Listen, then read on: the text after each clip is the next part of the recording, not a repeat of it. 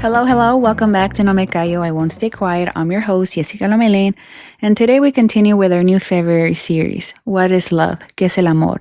And today we're in episode 3, When Loving Isn't Enough. I loved without strategy, without a backup plan, without thinking about how to protect myself. I love with my chest wide open, with my story in my hands, with my fears confessed. I love saying stay, even if I didn't say it out loud as much. And yet, they didn't stay. And not because there wasn't love, not because there weren't beautiful moments, not because we didn't laugh, but because loving is not always enough. So today we're going to talk about that uncomfortable truth. The truth that doesn't sound romantic, that doesn't sell movies, that doesn't fit in pretty Instagram captions. We're going to talk about what happens when you love with maturity, but the other person isn't emotionally ready. We'll talk about the pain of giving everything and still feeling like it wasn't enough. So have you ever found yourself asking, what did I do wrong? Why wasn't I enough? Why couldn't they stay with me? This episode is for you. So you know what to do. Get comfortable, grab your coffee, your cafecito, your glass of wine, or your cold beer, and get ready to chismear with me. So imagine a person, strong, independent, conscious, someone who has worked through their trauma, who's been to therapy, who knows how to communicate what they feel. They're not looking to be saved, not looking to fill a void, not looking for someone to complete them. They want to share. They want honesty. And then they meet someone. At first, everything flows, not forced, not anxious, not rushed. It just flows. Deep conversations that seem endless, laughter that feels genuine, eyes that hold you, good morning messages, shared plans that make your chest lift. And this person says they want something serious, that they're ready to commit, that they want to build something real with you. And the other person, well, they believe it because they no longer want to live in suspicion. They want to live from hope. They lower their defenses, not all at once, but enough. They share their past, times they loved and were chosen, how hard it was to trust again, how sometimes wounds hurt more in silence. They speak of fears, of insecurities, and the other person listens. They hold their hand and they say, this time will be different. I'm here. And well, this person breathes, and for the first time, they feel like they're not asking for too much. But over time, something changes. Not suddenly, not dramatic, subtle. They start responding slower, messages no longer come with the same frequency, maybe the deep conversations disappear, the energy shifts, the contact cools, and they start hearing that the other person is confused, that they don't know if they're ready, that parts of their past still hurt, and the change is felt. It's felt in the chest, in the silence of the days. It's felt when you're trying to reach out and the other person withdraws. But instead of leaving, they try to understand, because they don't want to react from fear, they want to act from maturity.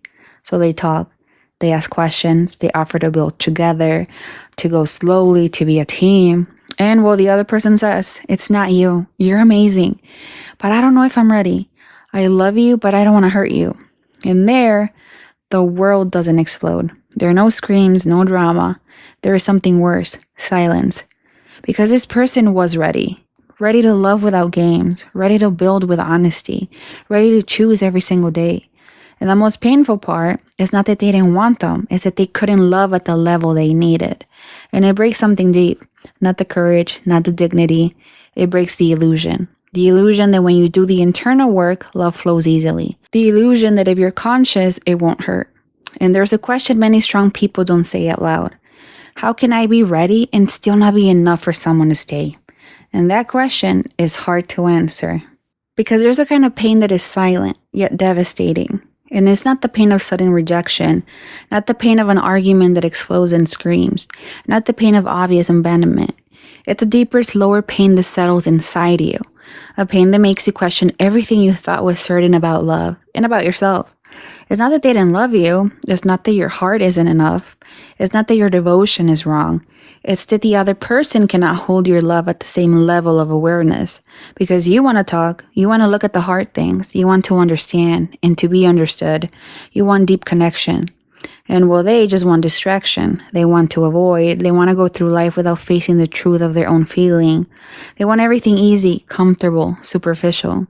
And you want to heal. They want everything to stay the same. You want growth. They want to escape. You want depth, transparency, commitment. They want comfort, avoidance, effortless peace. And slowly, without noticing at first, you start feeling like you're giving too much. Maybe too emotional, too aware, too clear, too present. So you begin to ask yourself, am I being too much? Am I asking for too much? Is my intensity what scares them? And no, you are not too much. You never were. And it was not your fault.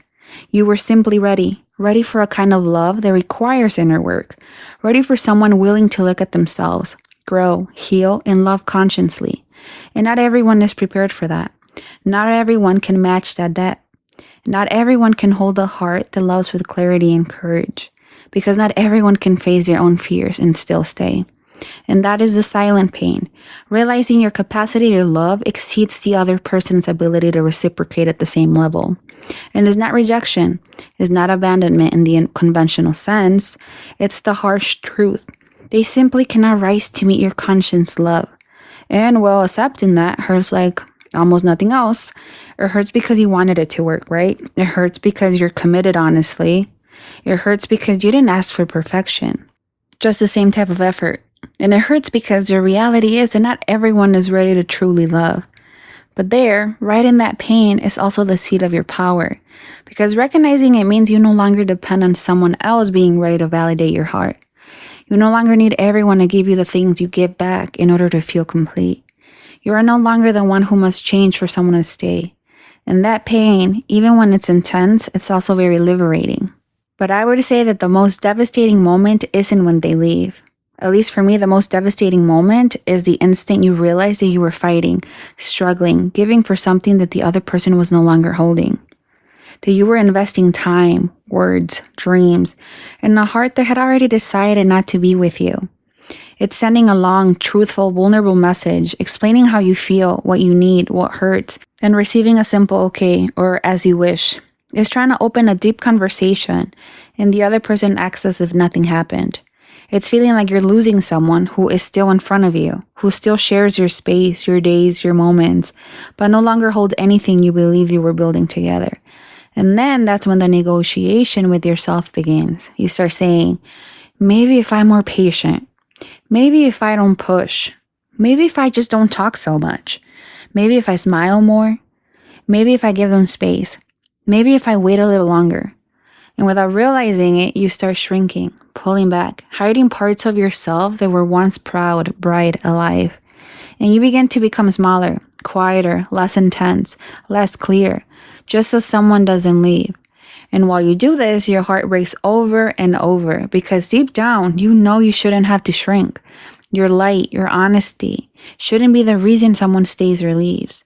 But fear is stronger.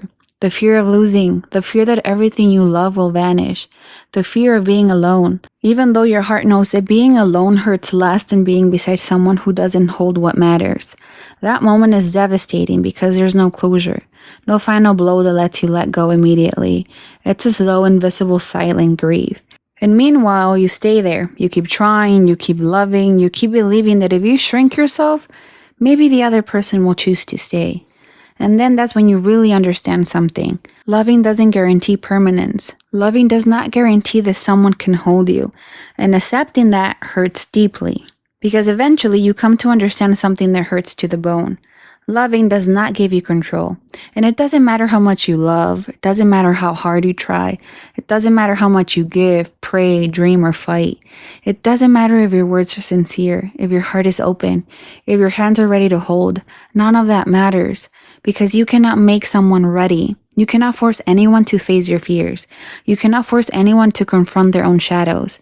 You cannot force anyone to grow at the same pace as you. And you cannot love enough for two. You cannot build stability where there is no willingness. You cannot hold a heart that is still struggling in emotional chaos, even if yours is whole, conscious, and strong.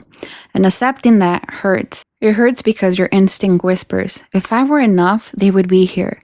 It hurts because your heart wants everything to work, to make sense, to fit. It hurts because you want to believe love can fix everything, that your giving is enough. But it isn't, not for lack of love, but because loving does not replace someone else's internal responsibility. Not because you love less, but because they were not ready. And then you realize something devastating, but also liberating at the same time. It wasn't about effort. It wasn't about patience. It wasn't about being more, talking more, or waiting longer. It was about emotional capacity. And that was never your responsibility. It never was. It was never yours to carry. You should never have believed that your love could fix what the other person wasn't willing to face. And even though it hurts to admit, there is a profound relief in understanding it, because finally you can release the guilt. Finally, you can release the idea that you failed. Finally, you can stop shrinking, adjusting your light, closing your heart to keep someone from leaving. That pain, that weight, is a sign that you love with everything you had, and that will always be brave, always be beautiful, and always worthy of honor. But I won't deny it, there's always that self-attack, that guilt, the silent gust that settles in your chest, making you question everything, even what you knew was right. You start saying, was I too much? Should I have waited longer? Should I have not said what I felt? Should I have not trusted so quickly? Should I have not opened my heart so fully? And there you begin examining your own actions. Every word you said, every gesture, every attempt to reach out, every tear, every laugh, every shared dream. You start asking yourself if your way of loving was too intense, maybe too deep, too clear, too real. And as you do, you start to feel guilty, as if loving honestly and courageously was a mistake, as if showing your heart caused the other person to pull away. But no, it was not your intensity, it was not your depth, it was not your giving. It was their fear, their inability to face their own shadows, their lack of preparation, their resistance to holding something healthy, true, honest. And that is not your burden, and it's not your responsibility to fix what the other person cannot hold. It is not your job to educate their heart or to teach them how to love correctly. And it is not your responsibility to justify their fear or carry their emotional incapacity. Your guilt is unfounded. Your light does not dim because someone else couldn't see it. Your strength does not diminish because they weren't ready. And even though accepting that hurts deeply, there is a space of relief in that truth. Because recognizing it means you can begin to release the guilt. It means you can start to look at your love with pride. It means you can understand that your tears, your attempts, your words were not a mistake. Loving fully, without guarantees, with intensity, that is not a flaw. That is courage, bravery, dignity. And one day, when you allow yourself to stop carrying that guilt, when your heart no longer feels the need to apologize for loving, you will understand that the true act of strength was not changing the other person. It was holding your truth, holding your giving, holding your love, even when it wasn't returned in the same way. That pain, that weight, that grief is the price of loving deeply. And even though it hurts, even though it burns, even though it makes you cry, it is also the sign that your heart is capable of the greatest thing there is, to love bravely, without fear, without asking for anything in return. And loving someone who cannot stay does not mean you chose wrong. It does not mean your heart failed. It does not mean your capacity to give was insufficient. It does not mean your tears, your words, your attempts, or your patience were useless. It means you chose from the heart. You chose authentically. You didn't dim your light, your clarity, your truth just to fit into someone else's comfort. And that will always be honorable, because maturity is not becoming cold. It's not closing yourself off to avoid pain. It's not stopping yourself from believing in love because someone couldn't reciprocate. Maturity, that kind that hurts, that burns, that takes time to learn, is saying, I knew how to love, and even though it did hurt, I don't regret it. It's recognizing that courage does not depend on reciprocation. The strength does not depend on the other person changing.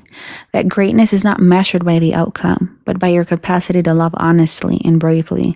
Loving deeply reflects your greatness, not your mistake. You are not weak for giving your all. You are not naive for having believed.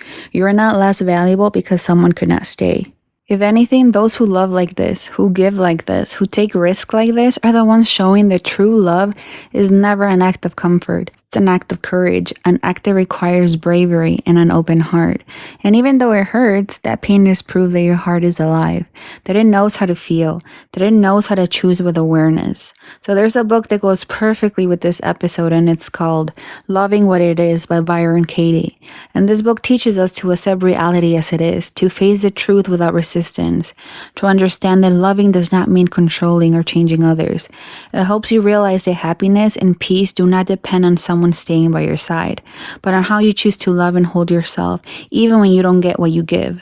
Loving deeply is not a mistake. Loving deeply is not a failure. Loving deeply is a manifestation of courage, authenticity, and growth. And every tear, every doubt, every moment of solitude is the price of a brave heart pays.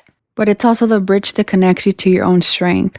So today, if it hurts to love and feel that it wasn't enough, remember this. You chose from the heart. You gave with bravery. And even though they didn't stay, you grew, you learned, and you proved the greatness of your own love that no one can take from you. So if you're listening to this with tears in your eyes, if there's still a part of you that wishes they had been ready, if you still feel that hollow space in your chest that won't close, breathe. Inhale. Exhale. Feel your heart beating. Feel that you are alive, that you loved, that you felt, that you took the risk. Do not be ashamed of having loved. Do not punish yourself for having believed in someone. Do not criticize yourself for opening your heart honestly. Do not tell yourself you were naive or weak. Do not promise to harden yourself. And do not turn your sensitivity into armor. Your ability to love was not the problem. Your giving was not too much. The only problem was trying to sustain something that required two hearts available. And a single heart, no matter how much love it gives, cannot hold for both. And one day, when you meet someone who doesn't run when you speak deeply, who doesn't get scared when you share your fears, who doesn't disappear when there's conflict, who looks into your eyes and says, "I'm here with you," you will not feel that loving isn't enough. You will not feel that your giving was useless. You will feel peace. You will feel rest. You will feel that everything you offered, everything you gave was worth it because it will be reciprocated honestly, maturely, and fully. And then you will understand something that today feels maybe impossible. It was never that you weren't enough. It was never that your heart wasn't worthy. It was never that loving deeply was a mistake. It was that you were ready for a kind of love that the other person still didn't know how to hold. And that was not your fault. That does not define you. That does not diminish your value. So do not close your heart. Do not become someone who hides from love for fear of being hurt again. Close only the door of those who do not know how to care for it. Close only the door to those who are unwilling to face their own shadows, who are unwilling to grow, commit, or stay. Because loving deeply, even if it's not enough to make someone stay, even if you don't get what you give, it's always an act of courage, always an act of greatness. Always an act that speaks to the strength of your heart, your bravery, your capacity to feel without asking for anything in return. And you are still brave. You are still strong, and you are still capable of opening, loving, and holding your own light. So allow yourself to feel all that pain, all the loss, all the disappointment, but also allow yourself to feel the strength that was born in you for having loved with truth, clarity, and all that you have. Because every tear shed, every moment of solitude, every night of doubt and fear is teaching you something fundamental, that your heart, even after suffering, remains intact, still willing, still ready to receive and give love that finally deserves your giving, and that is invincible. In the description of this episode, you'll find the Amazon link with the full list of books mentioned throughout No Me Callo, I Won't Stay Quiet, from the very first episode up to today. And don't forget, every Friday a new episode is waiting for you. We close our What is Love, Que es el Amor series with episode number 4, Letting Go with Love. After loving with all your heart, after giving yourself without guarantees, after crying in silence, after fighting for someone who couldn't stay, we arrive at the hardest and most liberating moment, letting go. In this episode, we'll talk about how to let go without resentment, how to close doors with gratitude and not anger, and how to embrace your own heart while someone else chooses not to stay. Because letting go does not mean forgetting. It does not mean your love wasn't enough. It means you are brave enough to recognize that you deserve to receive what you give, that you deserve peace, that you deserve to be held and valued. So this episode is for those who love with intensity, who expose themselves, who took risks, and now need to learn that letting go is also an act of courage. Sometimes letting go is the greatest way to love. It does not mean you failed, nor that your giving wasn't enough. It means you chose to protect your heart, to honor your value, and to respect your own peace. Letting go is not giving up. It is not forgetting everything or pretending it didn't hurt. Letting go is saying, I loved with everything I am, and that is enough. It's recognizing that we learn from those who we loved. Every hug, every word, every shared moment was a gift that taught us to love stronger, more consciously, more bravely. Letting go is not surrendering. It's choosing to keep living, loving, and healing. I hope you can close this series with me. So allow yourself to feel, to cry, to learn, and above all, to open your heart again with strength, with light, with love for yourself. You were listening to No Me Callo, I Won't Stay Quiet. I'm your host, Jessica Lomelin. Until next time.